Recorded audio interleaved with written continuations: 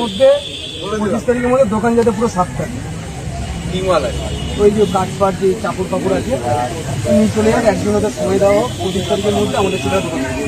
এখানে যাদবপুর স্টেশন সংলগ্ন 98% হিন্দু থাকে, 100 জনে 98 জন হিন্দু। সেখানে আর তুই জবাই কেন খাওয়াবি? হ্যাঁ, অনেক রাজত্ব হয়ে গেছে, ওই রাজত্বর দিন শেষ, সব গাড়ে ঢুকে গেছে রাজত্ব।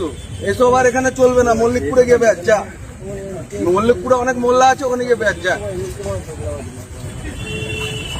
25 তারিখের মধ্যে দোকান খাওয়া হবে। 25 তারিখ আজকে কি আজ কত তারিখ? 23 তারিখ।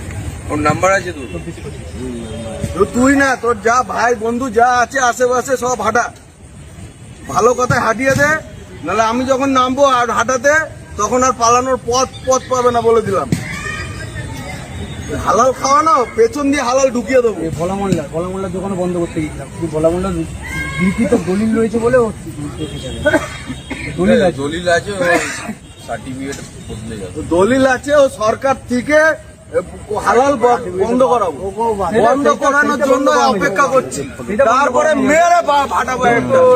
এখানে খাওয়াবি তুই এই আমাদের নিয়মে তুই এক কবে খাওয়া, সেটা তো করবি না। তুই হালাল কেন খাওয়াবি? আমি কেন এই দৃশ্য এই সপ্তাহে কালকে মন্দিরটা হচ্ছে তার উল্টো দিকে যেখানে বলছিলাম আমি কার্যালয় জুড়ে এর দোকানটা এখানে ব্রিজের তলায়, মুদিখানার দোকানের পাশে।